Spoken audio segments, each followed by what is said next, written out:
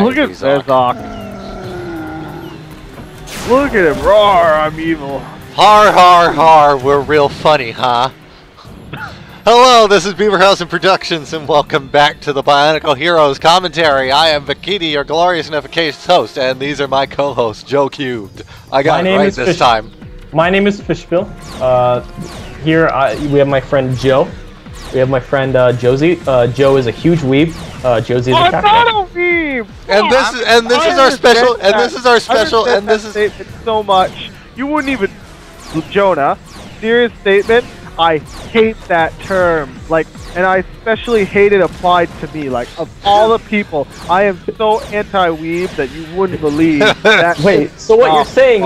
You would commit a genocide against weebs? Fuck no! You're forgetting to introduce our special. You're forgetting Hitler. The weeb. You guys are forgetting to introduce our special guest host, Hitler. Weeb Hitler. And now you can yes, Josie. Now we can officially call this. I can just picture the face on Josie right now. She'll be just like, "Oh my God, why do I have to talk to these people? Face why do I have bomb. to be on them?" Oh no, that's just my default face. It's like if you people weren't literally the closest thing I have to a job right now, I would murder every single one of you with a chainsaw.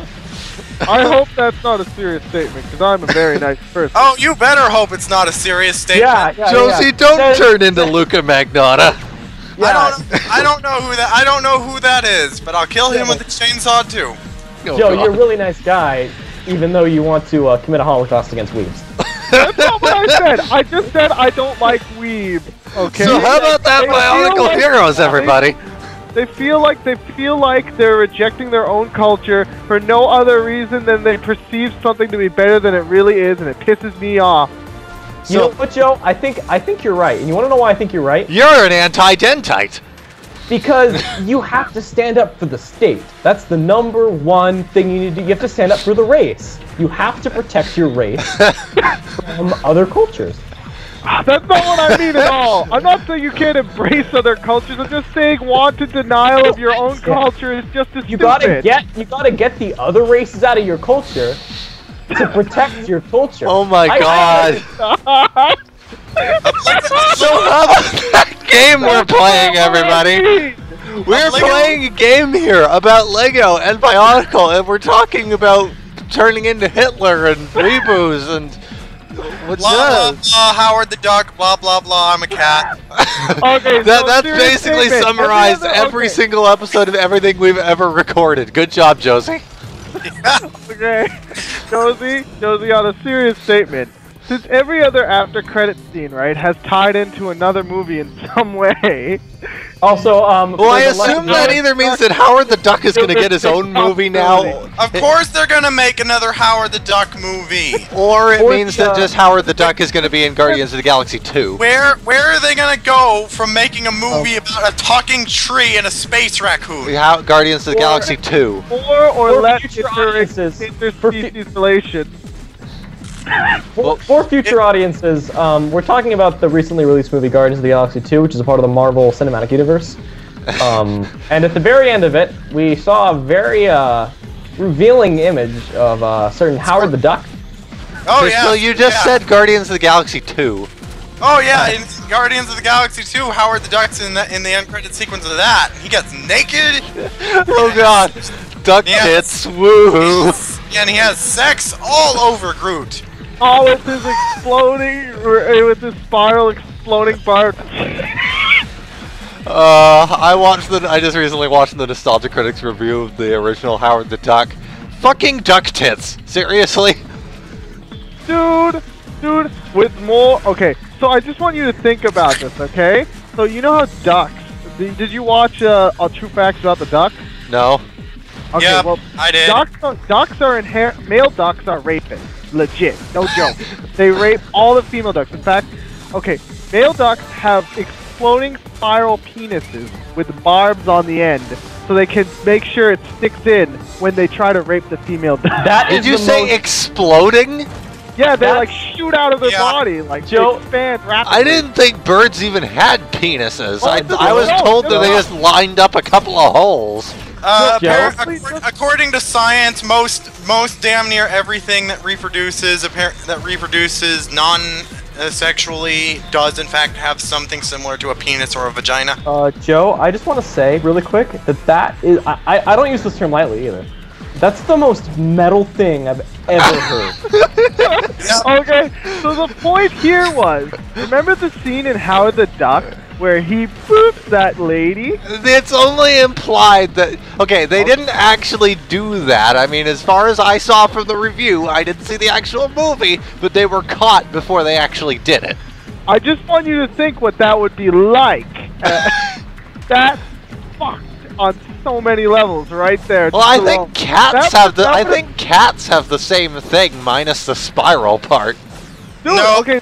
no, cat penises don't explode. No, but they do have barbs.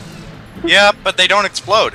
They don't explode. The penises don't explode, so it's completely different. Wait, so are you saying that? So are you saying that duck penises are literally creepers? Yes. I was gonna make that joke, but everyone kept interrupting me. Okay. Yeah. Reapers are giant mutated duck penises, and I'm so sorry, Fishspill. Feel free to make whatever Minecraft jokes you want. I'll print up a coupon. Did you guys know that Notch is fat? Okay. So it's Good job, Fishspill. Good job. The female duck, right? They're vaginas. I love the way you said that in Vagina. Because I feel very uncomfortable saying that word. But anyway, they have like multiple branching paths to try and not get raped by the What? Yeah, Branching So you're saying that? So you're saying that a male duck's penis is a creeper and a female duck's vagina is a Metroidvania? yeah, let's go with that. What? I think we found the title for this episode. Okay. I thought we were agreed what we were going to title the episode. Well, Okay. the agreement has changed. Okay. So, I have altered the deal. Pray I do not alter. Wow, my Darth Vader is terrible.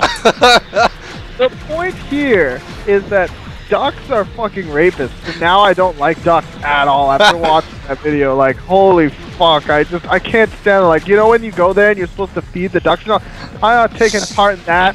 I don't want to feed them. I don't want them to live anymore. You want to try the ducks in a court of law?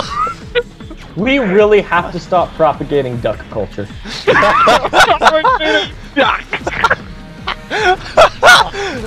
Oh my god. Just fuck.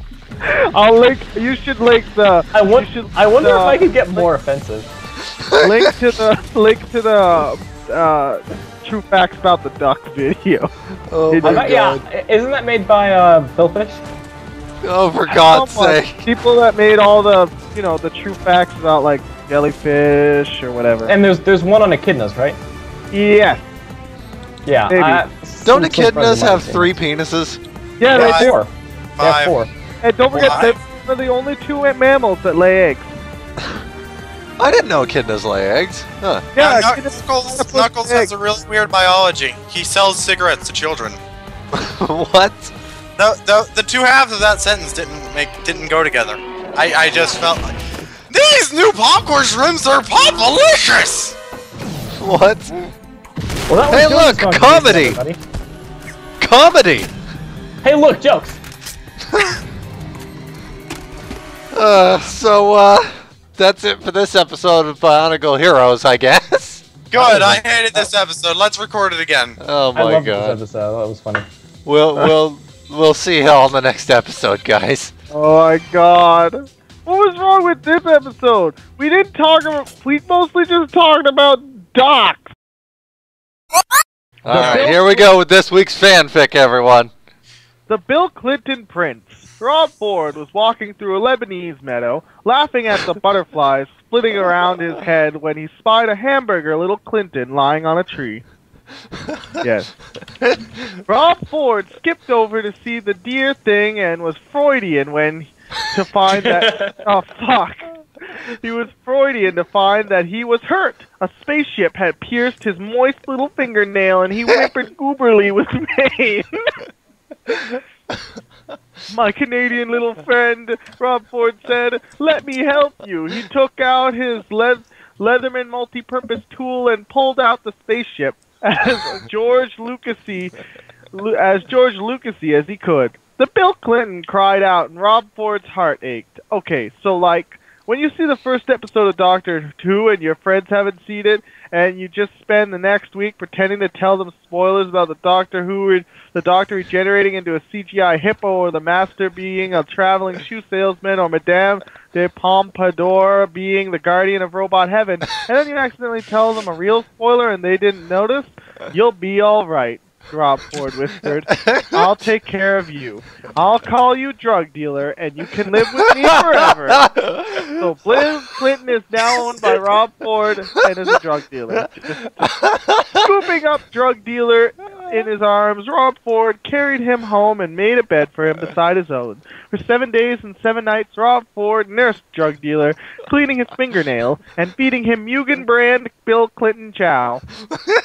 On the 8th night, drug dealer climbed into bed with Rob Ford. He burrowed under the covers and penously snorted Rob Ford's colon, made Rob Ford giggle, and he cuddled close to drug dealer, stroking his neckbeard and singing sexily to him.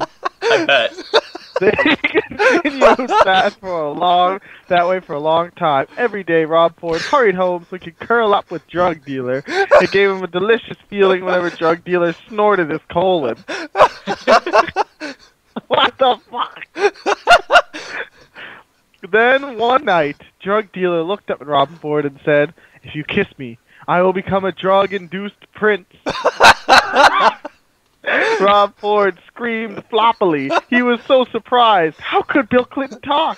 He must have dropped off and dreamt it. "You're not dreaming," drug dealer said. "Kiss me." "Don't tell anyone I screamed like that," Rob Ford said, and kissed drug dealer on his neckbeard. The air swirled, and suddenly there stood a drug-induced prince with a crown and everything. "I'm Prince Drug Dealer," he said. "I was cursed. Long story." "Is it really you?" Rob Ford said. "See," drug dealer said, and showed Rob Ford the scar from the spaceship on his fingernail. Then he kissed Rob Ford, and they tumbled between two toads to Canada and did a lot of very sticky things, some of them involving the 1960s.